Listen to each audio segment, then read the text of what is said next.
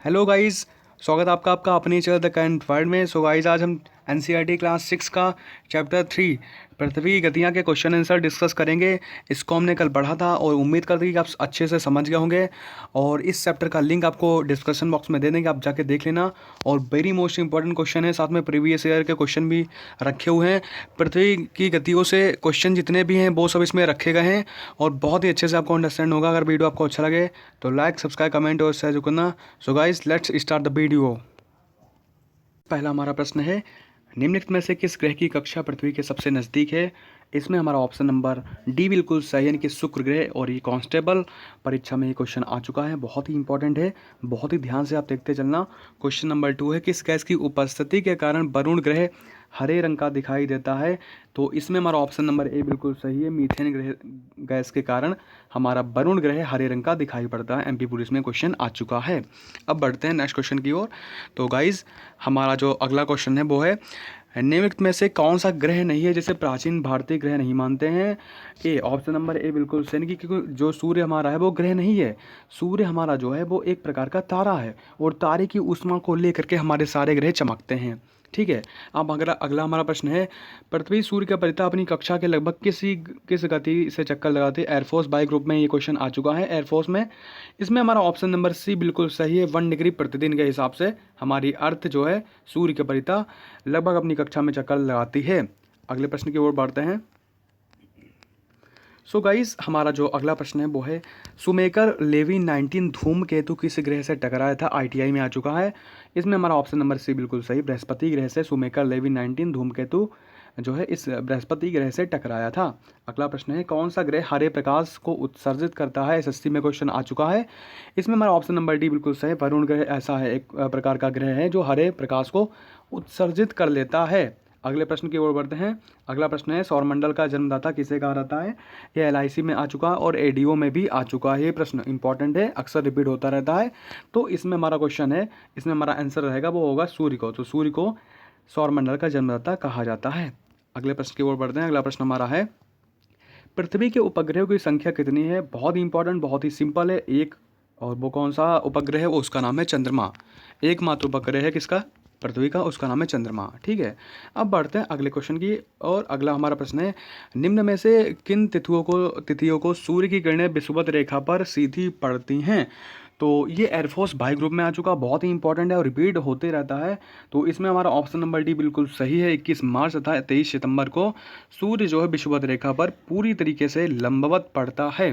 अगला हमारा प्रश्न है, किसमें पृथ्वी के अलावा अन्य जीवन की संभावना है? क्योंकि वहाँ का पर्यावरण जीवन के लिए बहुत ही अनुकूल है। तो इसमें हमारा ऑप्शन नंबर बी बिल्कुल सही है, मंगल। मंगल जो ग्रह है वो कहीं ना कहीं पृथ्वी के समानांतर नज़र आता है। कई सालों पहले वहाँ पर कुछ ऐसे जो है साक्ष्य मिले हैं जिनके थ्रू हम इजीली कह सकते हैं कि वहाँ पर जीवन संभव हो सकता है। ठीक है। अब बढ़ते हैं अगले प्रश्न की ओर। अगला हमारा प्रश्न है, एक ग्रह की अपनी कक्ष में सूर्य से न्यूनतम दूरी क्या हो सकती है? झारखंड पुलिस में आ चुका है, ऑप्शन नंबर ए बिल्कुल सही, उपसौर। जो एक ग्रह होता है हमारी से अर्थ है, अपने कक्ष से सूर्य के न्यूनतम दूरी को अगर जो है चक्कर लगाएगी तो उसको क्या कहेंगे? उपसौर। और अगर जो अधिकतम दूरी पर चक्कर लगाएगी तो उसको कहेंगे अपसौर। ठीक है। अब बढ़ते हैं अगले प्रश्न की ओर। अगला हमारा प्रश्न जो है वो यूपी पीसीएस का प्रश्न है, पीसीएस का और प्री का है, बहुत ही इंपॉर्टेंट है। निम्नलिखित में से कौन सा ग्रह सूर्य का चक्कर सबसे कम समय में लगाता है? ऑप्शन नंबर ए बुध ग्रह सबसे कम लगाता है, क्योंकि बुध ग्रह सूर्य के सबसे नज़दीक है। और सबसे दूर कौन है? वरुण ग्रह। ठीक है, आप इतना याद रखना, बहुत ही इंपॉर्टेंट है। अगला हमारा क्वेश्चन, नॉर्वे में अर्धरात्रि के समय सूर्य कब दिखाई देता है? और ये आरआरबी में क्वेश्चन पूछा जा चुका है, ऑप्शन नंबर सी बिल्कुल सही, 21 जून को नॉर्वे में अर्धरात्रि को सूर्य दिखाई पड़ता है, यानी कि आधी रात को वहाँ पे सूर्य चमकता रहता है। अगला प्रश्न है, निम्नलिखित में से किस आकाशीय पिंड को पृथ्वी पुत्र के नाम से जाना जाता है? इसमें ऑप्शन नंबर सी बिल्कुल हमारा सही है, चंद्रमा। अगला हमारा प्रश्न है, सूर्य के गिर्द एक परिक्रमा के लिए निम्न में से कौन सा ग्रह अधिकतम समय लेता है? तो इसमें हमारा प्रश्न जो इसमें हमारा आंसर है वो होगा ऑप्शन नंबर बी, बृहस्पति। ये आईएएस और प्री परीक्षा में पूछा जा चुका है क्वेश्चन। अगला हमारा प्रश्न है, सूर्य की परिक्रमा के दौरान पृथ्वी सूर्य से अधिकतम दूरी में किस महीने में जाती है? तो इसमें हमारा ऑप्शन नंबर जो है बी बिल्कुल सही है, जुलाई में। और LIC ADO में क्वेश्चन पूछा जा चुका है। अगला हमारा प्रश्न है, निम्न में से किसे शुक्र ग्रह कहते हैं? तो इसमें से ऑप्शन नंबर जो है सी हमारा बिल्कुल सही, विनस को कहा जाता है, B.Ed में आ चुका है। अगला हमारा प्रश्न है, चंद्रमा पर क्या नहीं होने के कारण वहाँ किसी प्रकार का जीवन नहीं है? वहाँ पर ऑक्सीजन नहीं है, जल भी नहीं है। तो ऑप्शन नंबर डी बिल्कुल सही है, ऑक्सीजन भी नहीं, जल भी नहीं है।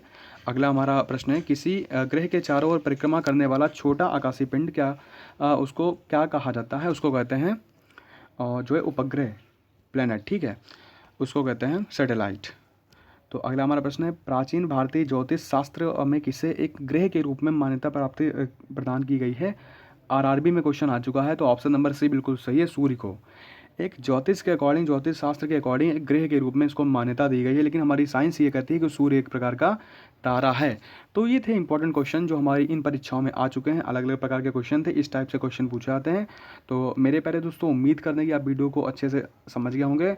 और एक बार प्लीज़ गाइज जो है वीडियो को अच्छे से समझ लेना और क्वेश्चनों को हो सके तो नोट कर लेना, ताकि ये बहुत काम आने वाले क्वेश्चन हैं, ये रिपीट भी होते रहते हैं हर परीक्षा में। और इसका वीडियो आप देख लेना जाके, इसका लिंक हम डिस्कशन बॉक्स में दे देंगे। इसका जो टॉपिक है पृथ्वी की गतियाँ, बहुत ही अच्छे से समझाया है। और उम्मीद करते हैं आप समझ गए होंगे। वीडियो को लाइक, सब्सक्राइब, शेयर जरूर कर देना अगर वीडियो अच्छा लगा हो। जय हिंद दोस्तों।